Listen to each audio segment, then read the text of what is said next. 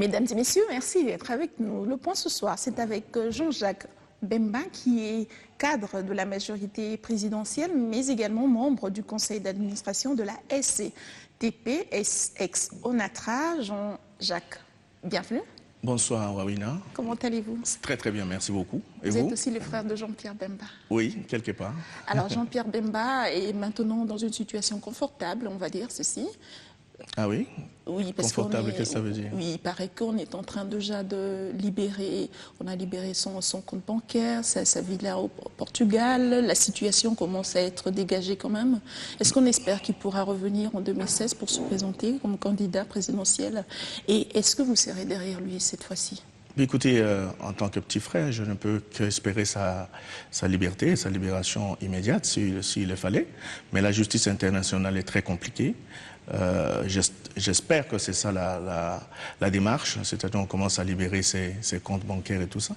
Et la finalité sera peut-être sa liberté tout court. Et pour un frère que je suis, c'est normal que je demande sa liberté. Mais maintenant, vous me demandez si je serai derrière lui. Eh ben, je suis d'abord derrière le chef de l'État, Joseph Kabila, pour des convictions, pour des valeurs que je défends et qui sont dans Kabila. Et Jean-Pierre Bemba, c'est pas ça. Son emprisonnement... Mais demain, les donnes peuvent changer. Hein? Mais son emprisonnement ne pouvait pas m'empêcher d'être derrière lui. Je pouvais revenir au pays et rentrer dans son parti politique, ce que je n'ai pas fait, parce que nous n'avons peut-être pas la même vision.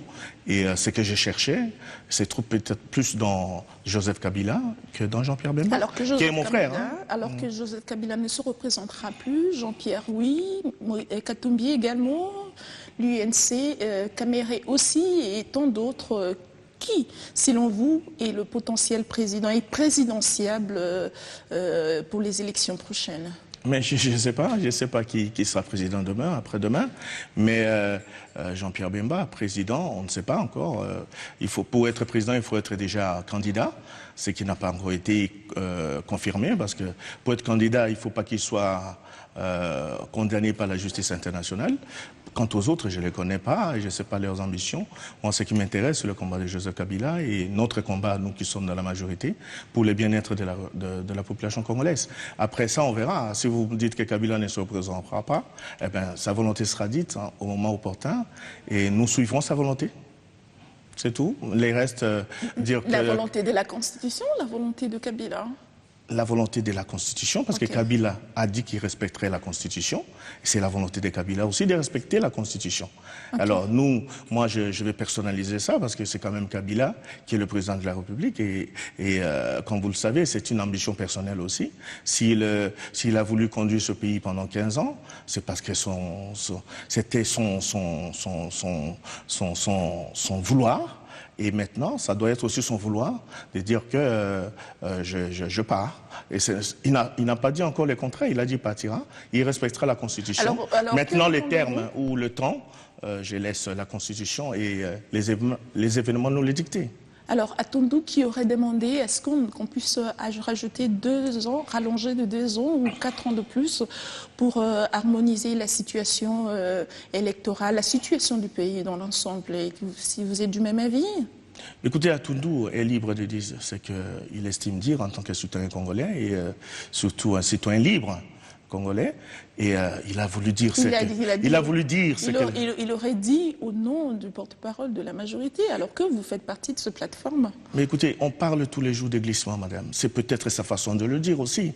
Il a peut-être dit ça dans le temps. Mais glissement dont les gens sont en train de parler tous les jours, qui est devenu certainement une chanson, tous les jours à Kinshasa, eh ben, c'est sa façon de le dire. Parce que si aujourd'hui, on n'arrive pas à organiser les élections, et d'ailleurs, on est en retard, on devait déjà être dans les élections provinciales depuis quelque temps. Si aujourd'hui, on n'y est pas, qu'est-ce que ça veut dire? Ça veut dire que nous allons faire des élections en retard. Et tout ça, ça fait partie du glissement dont les gens redoutent. Mais c'est une réalité. Il faut quand même quelque part qu'on soit vigilant sur tout ce qu'on dit et sur tout ce qu'on fait et qu'on ne fasse pas semblant de tout subir. L'évidence est là. Voilà. C'est sa façon de le dire et je pense que je ne serai pas loin de sa façon de le dire. Nous allons certainement aller dans le temps et nous allons glisser. Comme les gens le disent si bien, c'est un glissement obligatoire. Alors tout le monde veut glisser? Ben écoutez, celui qui n'a pas de patin à roulettes, et tant pis pour lui, mais nous allons glisser parce que nous n'avons pas le choix.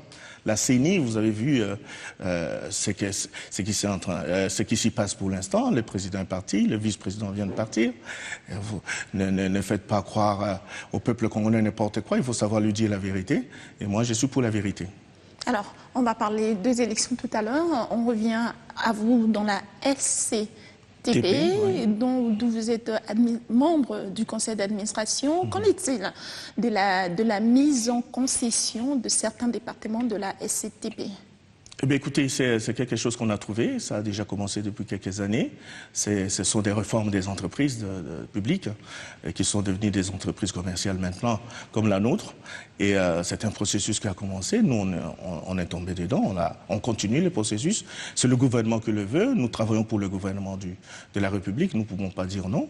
Il s'agit des quelques départements. Oui, bien sûr. Il y a la l'effort. SCPT dans l'ensemble. Non, du tout. Vous savez, le problème des Congolais, c'est toujours la communication. Peut-être qu'on n'avait pas pris le temps de communiquer depuis le début. Avec notre avènement, nous essayons de faire un peu plus dans la communication. Et je crois que le DG et son équipe continuent à le faire tous les jours pour expliquer que la concession n'est pas égale à la vente. Hein. Il faut juste faire comprendre ça. C'est un partenariat public-privé. Mais bien sûr, madame. Ok. Bien sûr. Alors, entre-temps, les syndicalistes s'opposent à la cession du port de Matadi et du chemin de fer Kinshasa-Matadi. Est-ce que le compromis est finalement trouvé entre eux et les gouvernements? Mais écoutez, nous travaillons pour cela. Je crois que le chef du gouvernement va bientôt, son équipe en tout cas va bientôt recevoir les syndicats pour faire comprendre aux syndicats que la crainte est tout à fait logique et je comprends. Vous savez, l'entreprise comme l'Ex-Onatra et c'était pour aujourd'hui, c'est une entreprise quelque part un peu familiale. Ça a formé tellement de gens qui aujourd'hui ont un certain âge, les enfants sont partis de là. Beaucoup de nos dirigeants dans les entreprises publiques, ils sortent beaucoup de la SCTP, Ex-Onatra, et on comprend leur angoisse, leur détresse, mais il n'y a pas de risque, hein. Ce sont des professionnels qui sont là. Le Premier ministre, c'est pas n'importe qui, c'est un homme de droit, c'est surtout un homme de chiffres et un homme qui connaît bien l'économie et les finances. Il n'a pas fait ça pour rien. D'ailleurs, je n'ai aucun doute là-dessus. Ça sera certainement une réussite. Mais maintenant, il faut préparer les gens à ça. Il faut faire un partenariat avec tous ceux qui accompagnent ce partenariat-là, c'est-à-dire la crainte des employés, c'est-à-dire le social. Il faut une réforme. Il faut faire comprendre aux gens qu'ils ne vont pas perdre leurs intérêts, ils ne vont pas perdre leurs avantages, leurs emplois, mais il faut qu'ils le comprennent. Et ce n'est pas évident. Je comprends la détresse des employés. Mais justement, pourquoi le gouvernement n'a-t-il pas associé les organes statutaires si c'est que les syndicats reprochent au gouvernement? Et si ce n'est pas une façon de violer finalement les engagements de l'État sur les entreprises du portefeuille? Non, du tout. Je crois qu'il y a peut-être un petit manque d'information là-dessus. Vous n'avez pas suffisamment vulgarisé l'information, c'est ça? Je vous dis, madame, depuis qu'on est là, ça fait plus de 6 mois, nous avons déjà vu l'équipe qui s'appelle le Copirep plusieurs fois. Et les gens qui disent qu'ils n'ont pas été en contact avec les employés, le syndicat, c'est peut-être avant notre avènement, mais nous, depuis qu'on est là avec Kimbembe à la machine, à la manette et madame la PCA Katoumoua, Vicky, et croyez-moi, nous essayons d'être à la hauteur de la communication et les employés le savent très bien que la nouvelle équipe, c'est une équipe de dialogue, c'est une équipe de communication et nos portes sont toujours ouvertes pour faire comprendre aux employés qu'ils n'ont aucune crainte. Surtout qu'à la tête de cette entreprise, il y a beaucoup d'hommes de valeur, beaucoup d'hommes qui ont beaucoup de cœur. Ils ne voudraient pas mettre des gens dans la rue. Comptez sur nous, nous n'allons pas laisser les gens dire n'importe quoi sur cette concession-là. Parce que je sais que... Mais qu'est-ce que vous leur dites précisément? Pourquoi pourquoi l'État veut-il privatiser cette structure de l'État? Ce n'est pas privatisé, hein. C'est une concession intégrée. Nous cédons par exemple à Madame Wawina pour un moment, nous co-gérons ensemble et après un certain temps... on comprend que ça sera un partenariat public-privé, mais justement, c'est pourquoi C'est pour rendre la machine beaucoup plus moderne d'abord, plus moderne et fructueuse, surtout par rapport, même pour les employés, madame. Vous savez que si jamais on arrivait à faire de cette concession une réussite, les salaires seront meilleurs qu'aujourd'hui, les assurances sociales seront meilleures qu'aujourd'hui. Nous allons essayer de prendre en charge les hôpitaux, les frais d'hôpitaux, que dans les temps, jusqu'à aujourd'hui, d'ailleurs, ça coûte très très cher à l'entreprise. Et nous n'avons pas, malheureusement, si nous voulons aller voir la révolution de la modernité, il nous faut à peu près $1 milliard pour retaper et aller vers le succès avec cette entreprise. Et malheureusement, nous devons compter les sous qu'on a. Eh bien, qu'est-ce que ça a comme mal à faire venir des capitaux frais de l'extérieur et booster les choses? Mais il y a les syndicalistes qui ont quand même préconisé qu'il y ait un moratoire de 3 ans avant cette privatisation, avant la privatisation de certains départements. Donc il faut le préciser. Alors, qu'en est-il? Ce sont des volontés. Ça sera traité avec le gouvernement qui est le partenaire et surtout propriétaire de l'entreprise, parce que nous n'avons qu'un seul propriétaire, c'est l'État congolais. Eh bien, on va traiter ça. Je crois que, comme je vous l'ai dit tout à l'heure plutôt, ils seront reçus bientôt par l'équipe du Premier ministre Matata Mpoyo. Nous espérons qu'il y aura un compromis. C'est leur volonté. Mais nous sommes une entreprise commerciale. Nous devons gagner de l'argent pour payer justement les charges sociales et leurs salaires. Nous allons d'abord réfléchir en tant que responsable et en tant que manager. Et le reste, on tiendra compte de ça. Alors quel regard finalement portez-vous sur le travail, sur les travails abattus par la Copirep sur les entreprises de l'État? Mais écoutez, ça va. Moi, j'ai eu le privilège et la chance d'être avec eux dans 1 ou 2 réunions. Ce sont des professionnels qui y sont. Et ils sont en train de travailler pour le bien du pays. Il ne faut pas oublier, à la tête de Copirep, il y a quand même un chef de gouvernement qui suit ça de près, qui est un professionnel du métier.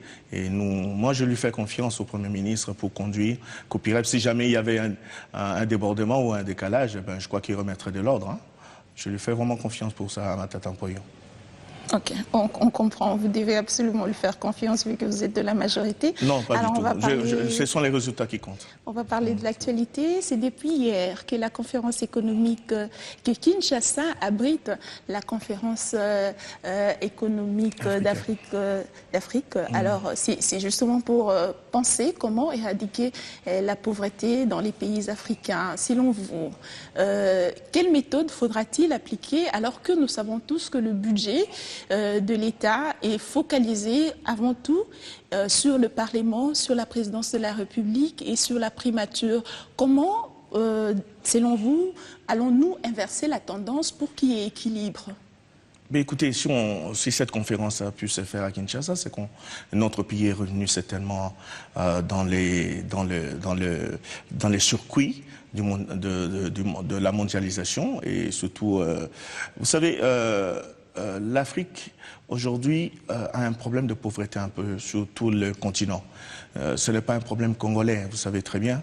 Et parler seulement que tout le budget va dans les 3 institutions, je préfère quand même calmer les choses. La part belle, on la réserve pour ces 3 institutions. Mais écoutez, alors que la tendance peut être aussi inversée, ça sera une meilleure façon de résoudre cette situation de la pauvreté. C'est un programme de gouvernement. Je crois qu'il faut faire confiance au gouvernement de Matata Mpoyo et attendre. Ça fait 4 ans que Matata Mpoyo lui fait confiance. Ça fait 4 ans qu'il travaille, madame. Nous sommes un chantier. Il faut voir d'où on vient. Je suis toujours étonné par les analyses de nos frères, surtout de l'opposition, qui n'osent pas mettre un rétroviseur, regarder d'où vient le pays. Et aujourd'hui, on ne tient compte que de Kinshasa. On pense que comme tout va bien à Kinshasa, et si mais tout ne va pas bien à Kinshasa, du tout. Hein. Croyez-moi, quand l'opposition parle du Congo, c'est souvent de Kinshasa qui parle. Qu'ils aillent un peu à l'intérieur du pays, qu'ils voient un peu ce qu'il y a encore à faire, et ce que Matata est en train de faire tous les jours pour trouver les moyens, comme si aujourd'hui on avait de la manne pétrolière. Nous ne sommes pas un pays qui a de la manne pétrolière. Il essaie de trouver là où il faut, et si aujourd'hui il essaie de mettre la corde au cou de tout citoyen qui doit aller viser tout ce qui est impôts, redevances et taxes, on n'en sortira pas. On essaye d'équilibrer les choses. Moi, je vous dis simplement que cette conférence c'est une conférence interafricaine. Mais est-ce que c'est quand même possible de renverser la tendance pour Bien que sûr. le partage soit équilibré? Bien finalement. sûr, mais madame, mais tous les jours, les combats du gouvernement, c'est ça. C'est amener du social. Le premier à le demander, c'est le chef de l'État lui-même. Il a toujours demandé au Premier ministre de faire beaucoup plus encore dans le social. Mais le pauvre, il n'a pas la baguette magique. Il faut que tout le monde y participe. C'est comme si c'était l'État seul et le gouvernement seul qui doit amener les emplois et tous les... Où sont les privés? Où sont les secteurs privés? Où sont les Congolais? Où sont... Tout ça, ce sont des questions qu'on doit se poser. Vous savez, dans les pays que j'ai eu la chance de voyager et de visiter, ce n'est pas l'État qui fait l'économie du pays. Ce sont des privés, ce sont des alliances, ce sont des associations qui les font et qui boostent l'économie de leur pays. Mais ici, on attend tout de Matata, on attend tout de Kabila. Je crois que quelque part, il y a un peu de l'injustice. Il faut que les Congolais se mettent mais justement, au travail. Qu'est-ce que l'État fait justement pour encourager les privés? Madame, moi j'ai quitté ce pays en 98, 99. Je suis revenu 14 ans après. J'ai jamais vu autant de banques, hein. Moi, je suis un enfant de la Deuxième République, j'ai jamais vu ça. C'est l'État qui permet à ce que les banques s'installent à Kinshasa et un peu partout. Mais les banques est égales au crédit. Les crédits est égal aux productions, à la production, à la consommation, aux investissements. Mais justement, quel crédit on va donner aux gens quand il y a bancarisation? On poste l'argent aujourd'hui des agents et on le récupère tout de suite le lendemain. Qu'est-ce que la banque peut donner comme crédit? Madame, la bancarisation n'a rien à voir avec les taux de paiement des salaires. La bancarisation, c'est juste mettre son argent à l'abri et pour éviter justement qu'il y ait des vols comme on est en train de découvrir et comme le ministre du Budget vient de découvrir. Mais justement, l'argent doit rester. Quand on met l'argent à l'abri, ça doit rester à la banque. Quand on met l'argent ce soir et le lendemain, le propriétaire, le consommateur vient le récupérer, vient tout récupérer parce que c'est tellement minime qu'on ne peut pas garder un peu à la banque. Comment est-ce que les banques pourront-ils octroyer des crédits? C'est comme ça que je vous dis, madame. La bancarisation n'a rien à voir avec les niveaux des salaires. Le niveau des salaires, c'est vrai que c'est un problème. Nous devons faire des efforts pour que nous amenions le travailleur à un minimum vital qui doit être peut-être certainement chiffré par le gouvernement. Mais dites-moi aujourd'hui, qu'est-ce qu'il n'y a pas comme investissement privé et qu'est-ce qu'il y a comme investissement privé aujourd'hui venant des Congolais? Il n'y en a pas beaucoup, madame. On peut les compter. Le ministre de l'Industrie, le jeune ministre de l'Industrie Kambinga l'a dit il y a quelques temps. Il a fait, je crois qu'il y a une émission, vous étiez même là, il a fait une comparaison de quelques années aujourd'hui. Les industries congolaises, comment elles ont disparu. Et ça, mais justement, en parlant de c'est ça qui est important. Mais est-ce que le climat des affaires est-il favorable? Et que répondez-vous finalement à ceux qui pensent que le problème de la RDC, qui pensent que le problème, la RDC a un grand problème qui est un problème de gouvernance? Ben écoutez, on n'empêchera jamais les gens de critiquer. Il y a toujours des gens pour dire le non, là il faut dire oui. On comprend, c'est ça la démocratie. Mais moi, je dis en tant que professionnel d'affaires, le climat des affaires est meilleur aujourd'hui parce que j'ai eu la chance de côtoyer aussi bien des Congolais qui sont dans les affaires, minimes qu'elles soient-elles, mais des étrangers qui me disent qu'aujourd'hui, c'est vrai qu'il y a moins de tracasseries, le climat des affaires est meilleur, mais nous ne vendons pas l'image du pays assez à l'étranger, c'est tout. Nous mettons une barrière et nous mettons des barrages là où il ne faut pas.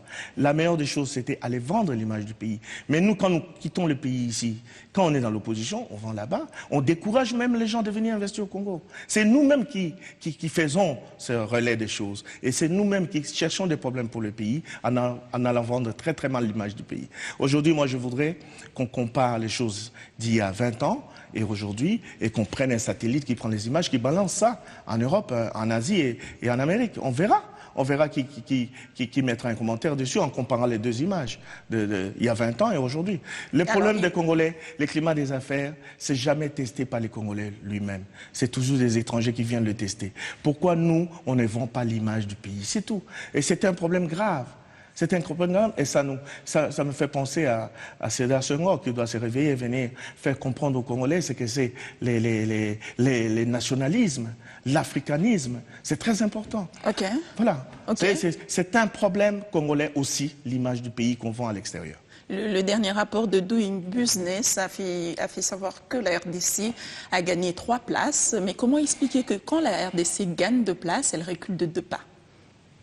Ah oui, elle a reculé depuis quand? Si elle a gagné 3 places il y a quelque temps.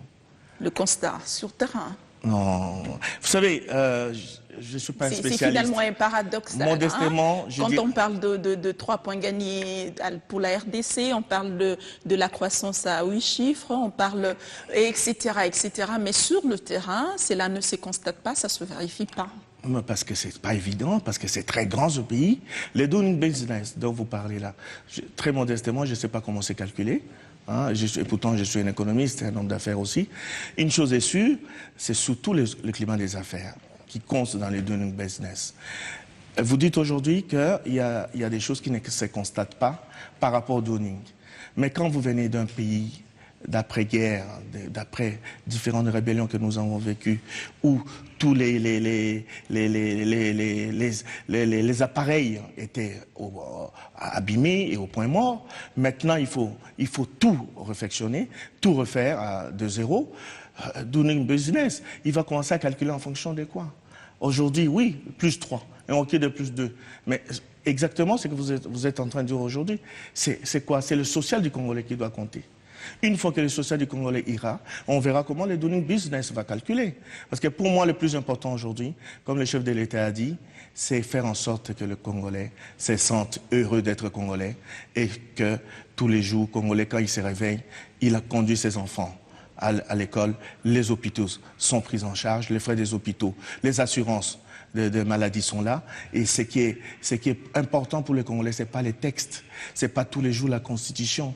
Pourquoi les Congolais aujourd'hui, ce qui m'épate, c'est tous les jours, les Congolais, quand ils vont sur des plateaux de télévision comme je suis là, devant vous, on parle que de la Constitution, de la tête des Kabila, du départ des Kabila. Okay. On ne parle jamais des invalides, on ne parle jamais des gens qui doivent aller au chômage, on ne parle jamais des gens qui doivent aller aux assurances sociales. On parle aussi de gens qui doivent travailler, qui sortent de l'université. Bien sûr, c'est ça qui est important. Fait savoir que le chômage est sensiblement réduit, mais on ne le constate pas non plus. Alors vous fustigez l'état du pays hier, c'est-à-dire à l'époque de Mobutu. Oui, la fin de Mobutu. À la fin de Mobutu, alors que parmi les dignitaires de ce régime, on compte votre père qui était aussi le plus grand homme d'affaires de ce pays, en croire Moïse Katumbi, qui parle de votre famille, Bemba, qui parle de la famille Moleka, mais également de sa famille à lui. Bien sûr. Alors on va dire qu'ils font partie de personnes qui ont terni l'image du pays, qui ont ramené sur le sol, qui ont ramené à la boue ce pays. Ben écoutez, en ce qui concerne mon père, je sais d'où il venait, je sais ce qu'il a fait pour ce pays. Vous comprenez, Madame Wawina? Je respecte beaucoup ce que Moïse Katumbi a dit par rapport aux autres que je n'ai pas fréquentés, mais le mien, moi je sais seulement qu'il a participé à l'économie de ce pays, il a participé à la croissance, puisqu'il a engagé beaucoup d'employés. Et justement, je peux témoigner quand ça a commencé à dégringoler par rapport aux affaires de mon père. C'est pour vous dire que les différentes rébellions, le fait que le maréchal Mobutu a déposé les armes à Kinshasa pour aller habiter à Guadeloupe, en laissant les affaires du pays dans les mains du gouvernement successif, ça en est des problèmes dans les affaires. Mon père n'est pas le seul. Vous demanderez à Damso, il vous dira la même chose. Vous demandez à M. Forest, il vous dira la même chose. Il y a eu des périodes où les choses allaient beaucoup mieux dans les affaires au Congo. Après cela, comme je vous ai dit, c'est que Mobutu a fait en déposant les armes à Kinshasa, en laissant Kinshasa comme ça. Sa présence à Guadeloupe a fait beaucoup de mal. Et à partir de là, la rébellion qui est arrivée en 98 de l'AFDEL n'a pas arrangé les choses. Et les différentes rébellions qui se sont succédées jusqu'à l'avènement de Joseph Kabila n'ont pas arrangé encore les choses, encore moins, puisque ce sont des enfants du pays qui étaient manipulés par les étrangers. Alors quand j'entends les gens parler de la balkanisation, mais écoutez, la balkanisation, on a failli l'avoir déjà.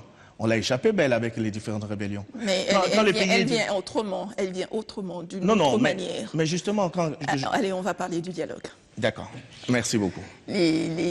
Après plusieurs mois de consultation présidentielle, le dialogue va finalement se tenir, aura finalement lieu parce que l'UDPS est d'accord et selon certaines indiscrétions, l'UDPS aurait accepté de prendre la primature et a finalement dépêché ses émissaires pour prendre part au dialogue qui pourra se tenir incessamment.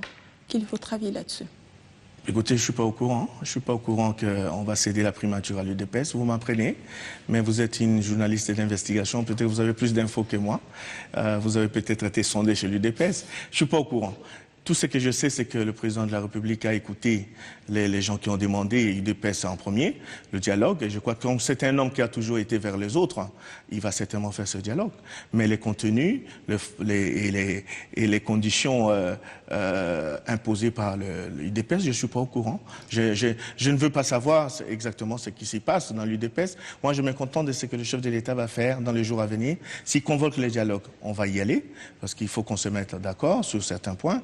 Comme le moment sera venu, on saura exactement de quoi on va parler, et ben les résolutions sortiront de là, et j'apprendrai, comme vous, certainement à la fin, s'il y a UDPS qui rentre dans le gouvernement et qui prend la primature, j'en sais rien. Mais certains, il y a plusieurs points de convergence entre l'UDPS et le PPRD, entre autres la nécessité de révisiter le calendrier électoral, d'auditer le fichier électoral, d'enrôler les nouveaux majeurs, de libérer les prisonniers politiques et d'opinion.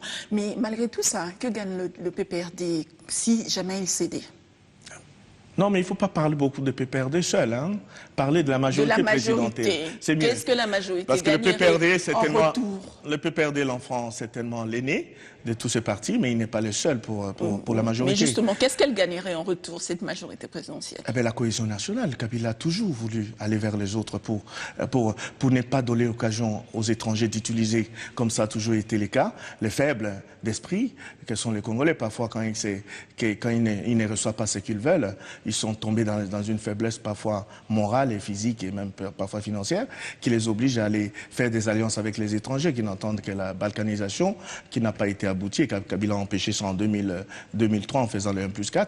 Eh bien, Kabila, son problème, c'est ça. Pour nous qui sommes avec lui, parfois, on ne comprend pas comment il arrive à faire ça. On dirait qu'il a un cœur qui n'est pas le nôtre. Parce que on peut l'insulter aujourd'hui, on peut le jeter dans la boue tous les jours, on peut lui donner tous les noms d'oiseaux. Demain, il est encore capable d'accepter tous ces gens-là et de leur ouvrir le cœur et accepter pour la cohésion nationale. C'est là la dimension d'un chef de l'État. Nous tous, nous ne pouvons pas être comme ça. Alors que l'UDPS, certes, la fille est née de l'opposition, mais le G7, Katumbi et l'UNC ne sont quand même pas des partis négligeables ou des personnalités négligeables de l'opposition. Pourquoi la majorité présidentielle ne pense pas aussi à faire alliance avec, il jette plutôt son regard que sur l'UDPS? Pour le G7. Oui, pour le dialogue. Mais n'oubliez pas que le G7 vient de chez nous. Maintenant, on fait partie de l'opposition. Non, mais c'est leur problème, madame. Ils ont choisi leur combat. Eh bien, nous sommes là. Nous continuons. Nous avions un programme commun. Maintenant, ils ont jeté ces programmes communs, ils sont partis. Vous savez, ils sont partis dans l'opposition et ils deviennent aussi une plateforme phare de l'opposition. Mais qui s'arrangent d'abord, ils viennent d'entrer dans l'opposition, qui s'arrangent avec les autres qui étaient déjà là avant eux, et après on verra bien s'ils sont avec, et si on doit discuter avec eux, nous on ne rejette personne, madame. Tout ce que on sait, c'est que le G7 est parti de chez nous. Avec leur caractère perfide et certainement la fourberie qui habite chacun d'eux. Ça, j'ai jamais vu ça dans ma vie. C'est incroyable, quelque part. Nous qui sommes un pays catholique, chrétien, aujourd'hui, comment on peut quitter quelqu'un que vous connaissez et vous faites semblant de ne pas connaître après 15 ans et vous dites qu'il y a des choses qui ne nous plaisent pas ces derniers jours. Et vous savez, vous connaissez bien le type avec qui vous vivez depuis 15 ans. Comme par hasard aujourd'hui, ils ont oublié le réflexe de Joseph Kabila, ils ont oublié ce qu'il pense, ils ont oublié sa parole. À Kingakati, il n'y a pas si longtemps, il a dit « il faut que les gens disent la vérité ». Vous connaissiez aussi très bien votre grand frère, Jean-Pierre Bemba, mais vous avez choisi de faire alliance avec Kabila. Mais je n'ai pas quitté Jean-Pierre Bemba. Je n'ai pas quitté Jean-Pierre Bemba. Ils ont aussi le droit de faire autant, oui, bien qu'ils connaissent bien Joseph Kabila. C'est d'ailleurs une raison de plus. Quand vous connaissez bien la personne et si vous vous opposez à cette personne, quoi de plus normal, puisque vous le connaissez très bien. Ils attendaient juste un an avant la fin de son mandat pour partir. C'est le temps qui fait défaut. C'est opportuniste, madame. C'est opportuniste. C'est opportuniste. Ils auraient dû partir plus tôt s'ils connaissaient si bien Kabila. Moi, je n'ai pas quitté Jean-Pierre Bemba. Jean-Pierre Bemba, je partage le même sang que lui. On ne m'a pas perfusé le sang de Bemba. Je l'ai naturellement. Spirituellement, je porte le même sang que Jean-Pierre Bemba. Mais je ne l'ai pas quitté au point de vue idéologique. Je n'ai jamais été dans les MLC. Vous savez, mon frère a été vice-président ici 3 ans, de 2003 à 2006. Je ne suis jamais rentré. Pas un seul jour. Pas une seule nuit à Kinshasa. Ma famille y vivait, mon père était encore vivant. Je ne suis pas rentré. Parce que je voulais rester constant dans ce que je pensais, parce que j'avais la chance de connaître déjà Joseph Kabila. Et je lui avais dit, il se rappelle, lui et moi, on sait pourquoi, je lui avais dit que je sentais en lui quelqu'un de formidable. Quand il avait pris les armées terrestres en main, son père lui avait cédé à l'âge de 26 ans. C'est un monsieur que j'étais déjà en contact avec lui. Et non seulement j'étais en contact avec Jean-Pierre Bemba, avec Joseph Kabila, mais j'étais pas d'accord déjà avec mon frère quand il a pris les armes. Raison pour laquelle mon feu père avait fait une intervention télévisée pour dire qu'il n'était pas d'accord avec la position de son fils.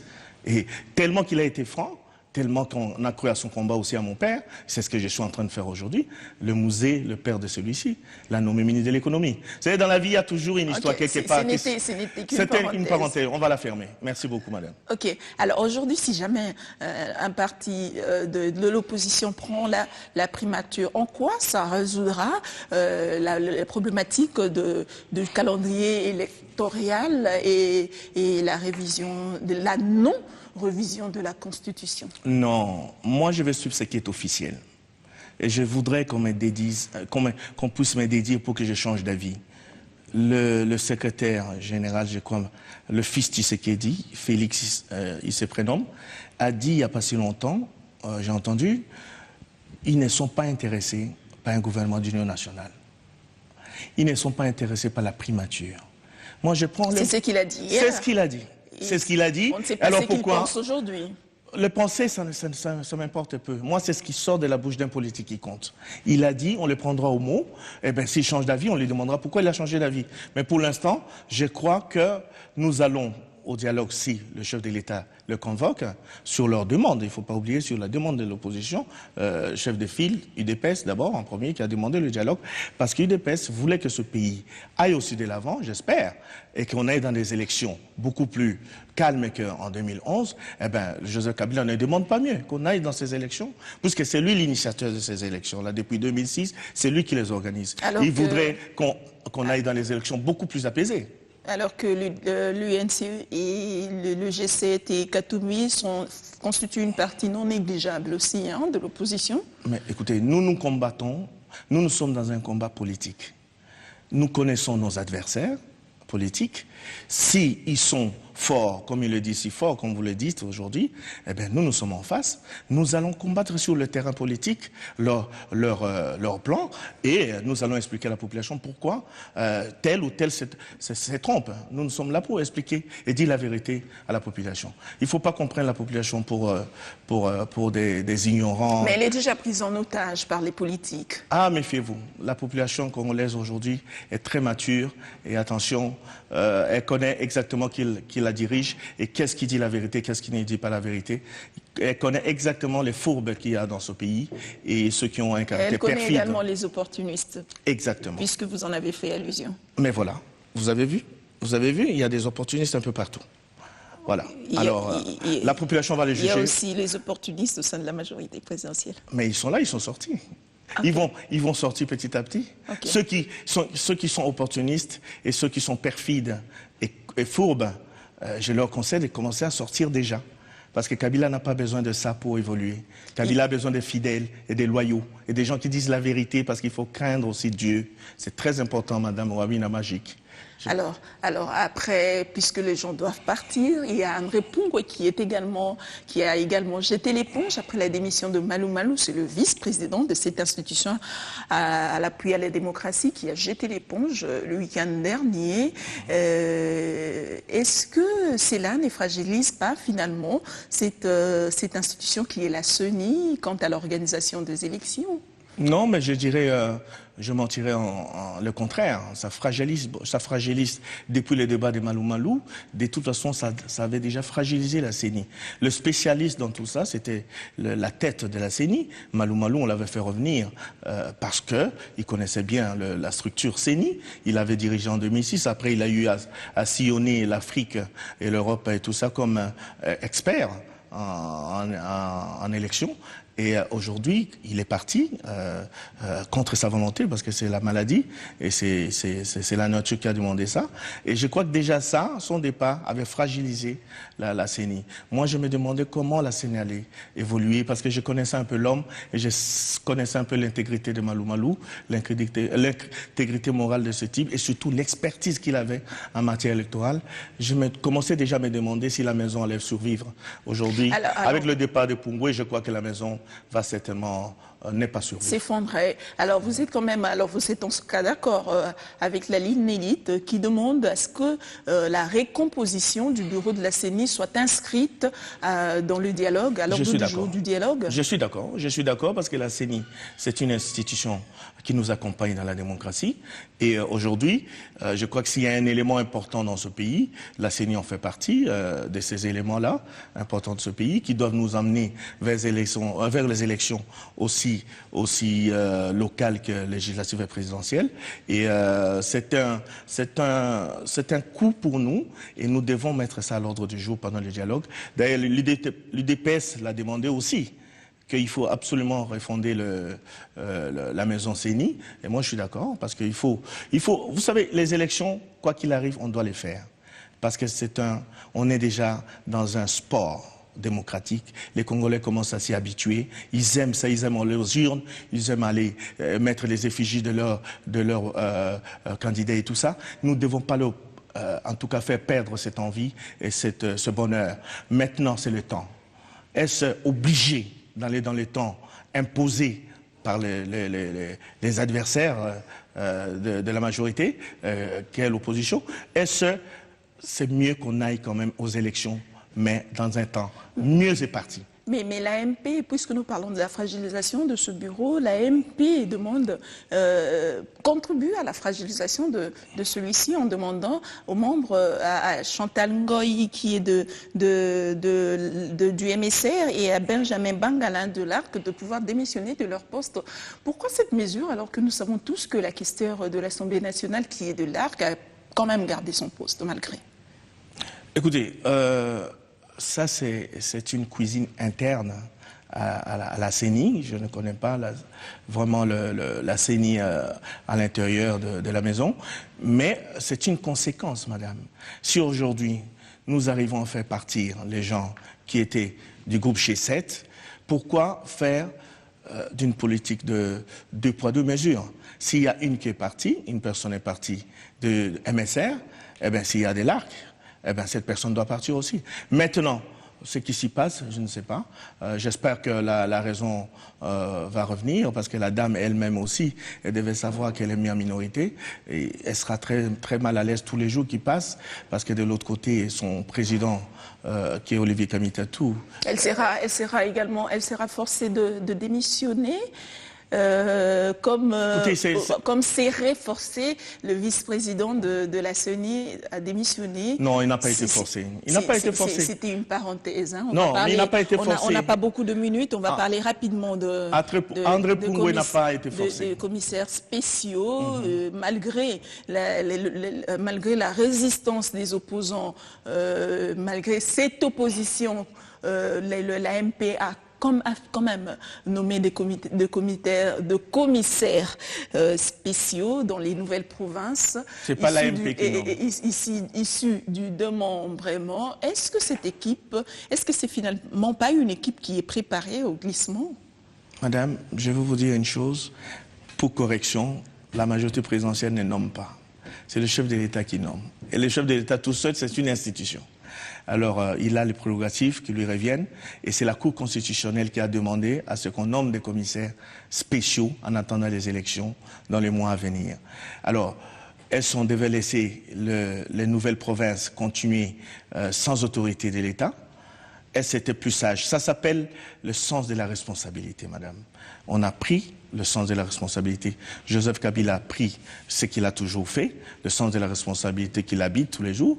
Il a nommé parce qu'il faut. Il faut gérer ces nouvelles provinces, les 21 provinces, jusqu'aux élections.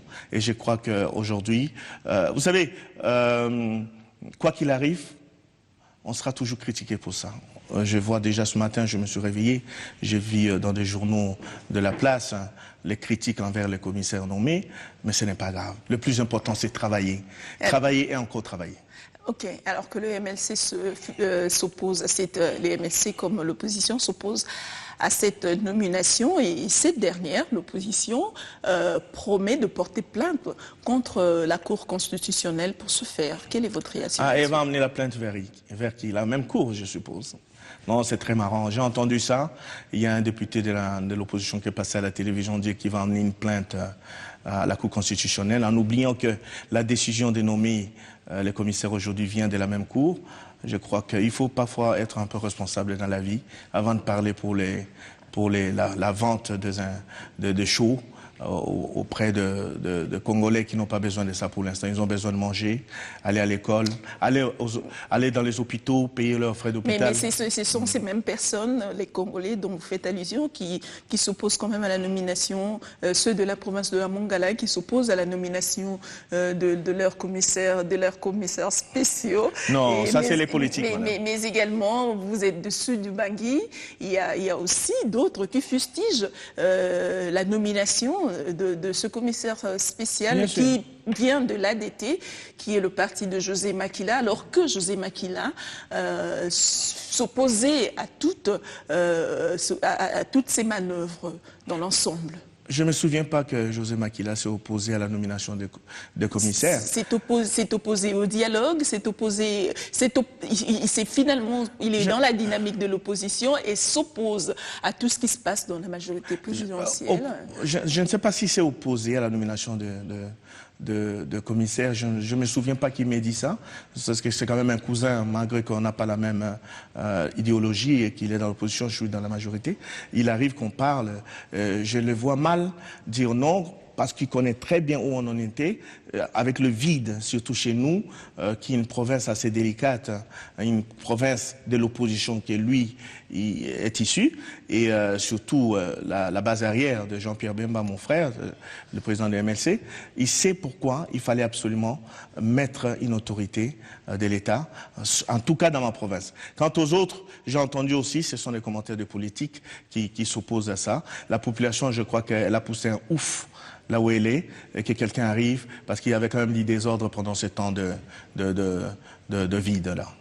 Mais alors que les députés provinciaux sont quand même inquiets de travailler avec des personnes pas je mets entre guillemets crédibles, parce que selon la Constitution, le pouvoir émane du peuple. Est-ce que c'est la démocratie finalement qui est appliquée? Madame, c'est une décision provisoire.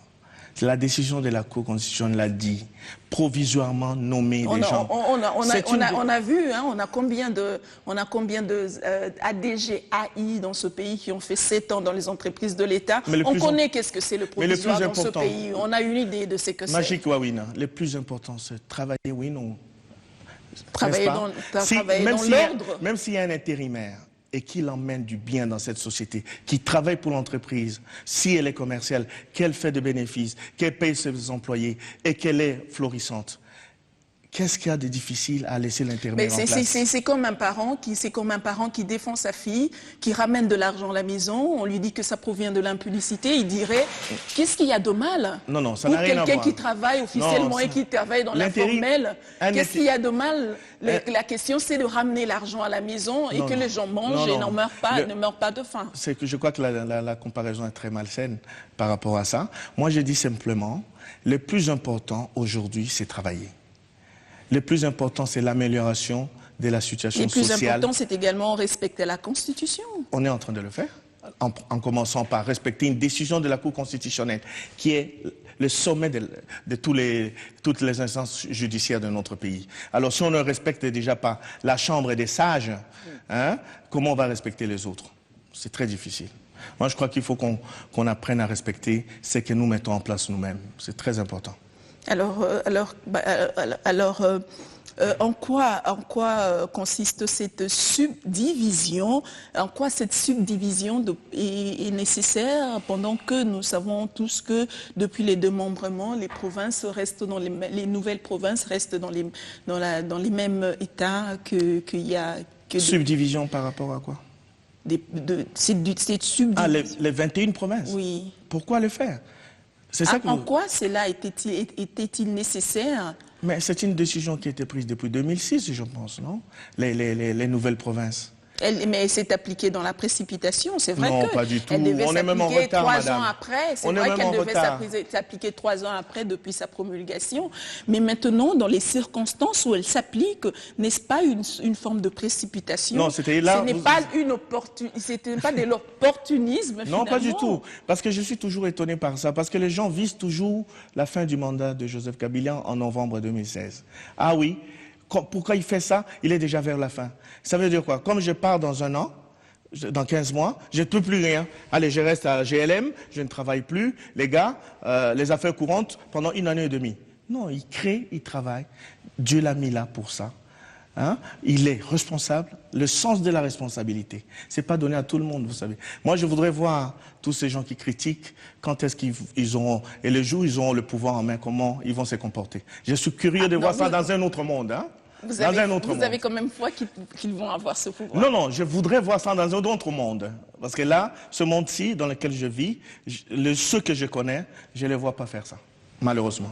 Ok, ce sera votre mot de la fin. C'est moi, merci beaucoup. Merci d'avoir répondu à notre invitation. Au plaisir de vous revoir, Wawina Magique. Ok, merci également à vous de faire confiance à ce programme Le Point que vous pouvez revoir demain à 7h15, mais également le vendredi à 22h30. Entre-temps, moi je vous retrouve le mardi prochain avec un nouvel invité, avec le même plaisir et d'autres nouvelles questions d'actualité. D'ici là, prenez bien soin de vous.